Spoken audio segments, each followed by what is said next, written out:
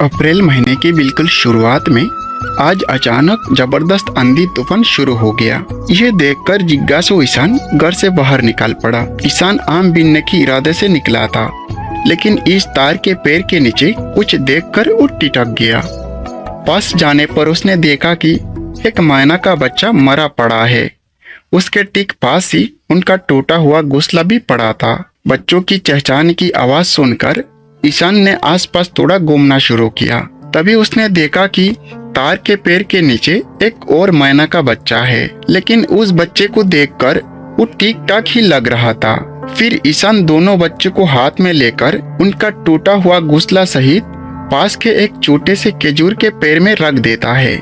लेकिन उन्हें खजूर के पेड़ पर रखने के कुछ मिनट बाद तेज बारिश शुरू हो जाती है। यह देखकर ईशान फिर से दौड़ता हुआ आता है। खजूर के पेड़ के पास पहुंचते ही वो देखता है कि बचा हुआ मैना का बच्चा बारिश के पानी में भीगकर अब टान से कांपने लगा है।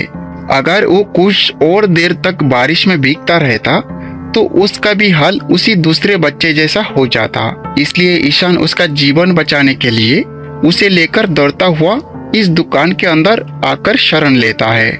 लेकिन कुछ घंटे बाद जब बारिश रुक जाती है, तब ईशान फिर से उस मैना के बच्चे को खजूर के पेड़ पर उसके मरे हुए भाई के पास छोड़ने चला जाता है।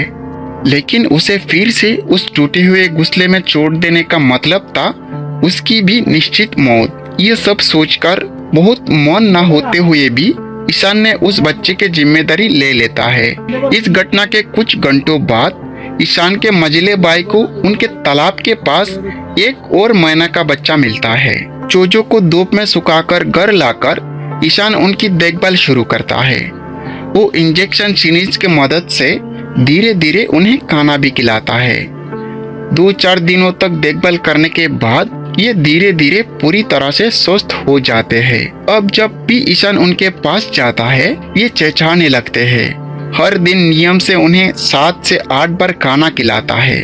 मुर्गी का फीड नरम करके देने पर ये बच्चे खुशी खुशी गपागप खा लेते हैं। जब मैना के बच्चे थोड़े और बड़े हो जाते हैं, तब ईशान उन्हें घर के बाहर लाकर खुले वातावरण में छोड़ देता है। लेकिन उन्हें आजाद करने के बावजूद ये इधर उधर घूमकर फिर से ईशान के घर के पास या बगल में रहने वाली पूजा भाभी के घर के आसपास आ जाते हैं। हालांकि ईशान का छोटा भाई उस एक बच्चे को हमेशा अपने साथ ही रखता था। वो जहाँ भी जाता था, मैना के बच्चे को अपने साथ लेकर ही जाता था। पूरे गांव में दोनों साथ साथ घूमते रहते थे। इसके बाद वो अपने अन्य दोस्तों की मदद से तरह तरह के कीड़े मकोड़े पकड़ कर लाता है और मैना के बच्चे को खिलाता है। हालांकि दूसरा बच्चा हमेशा घर के अंदर ही रहता है, फिर भी ईशान उसकी देखभाल में कोई कमी नहीं करता। मजेदार बात तो ये कि ईशान का छोटा भाई अपने इस दोस्त मैना के बच्चे को धीरे धीरे बोलना सिखाना शुरू कर रहा है। लेकिन ये दोनों बच्चे दिन भर जहाँ कहीं भी रहे, काम खत्म होने के बाद ईशान के घर लौटने से पहले ही दोनों ओर के साथ में वापस ईशान के पास आ जाते हैं, क्योंकि उन्हें दोपहर का खाना ईशान के ताली से साथ बैठकर खाने में सबसे ज्यादा पसंद था।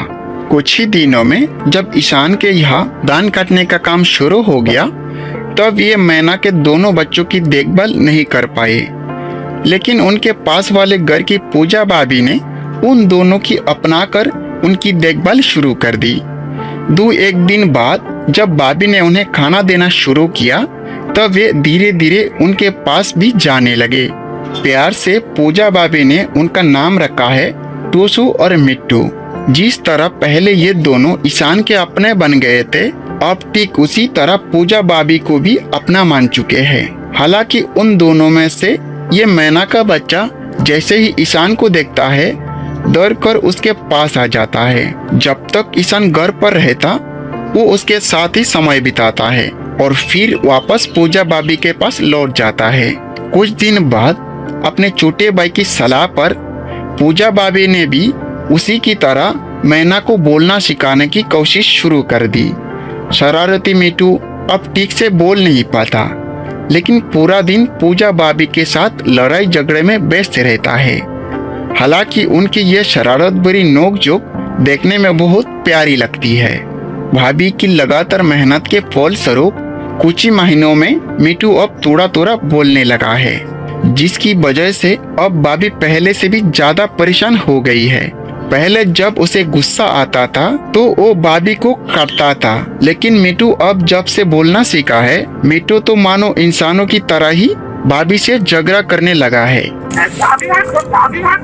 চলে আয় ঘরে তো চল ঘরে চল কি হলো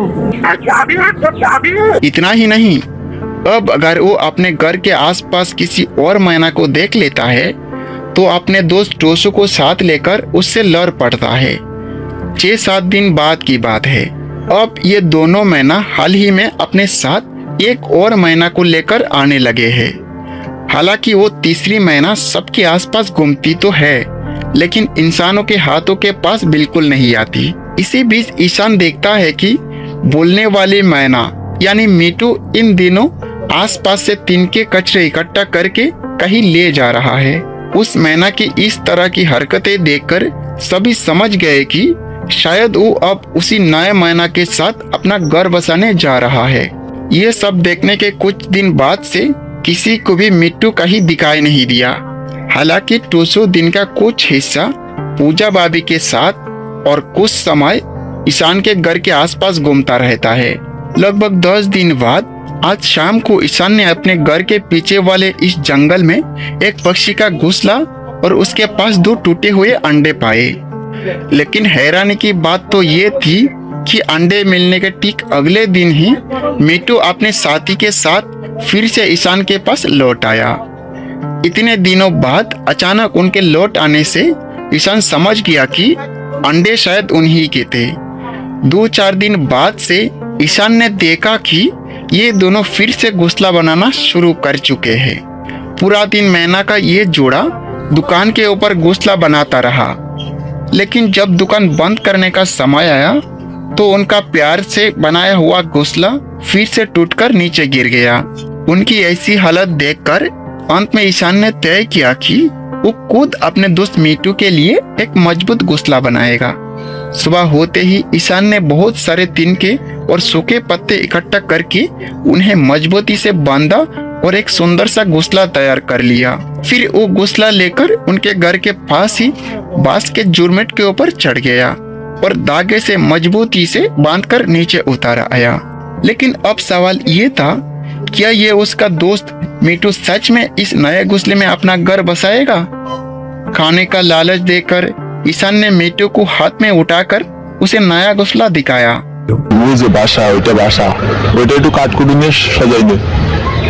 जब सब ने कई बार उसे ये घोंसला दिखाया, तब ईशान की हैरानी के बीच मिट्टू अपने साथी को लेकर सचमुच उस घोंसले में चला गया।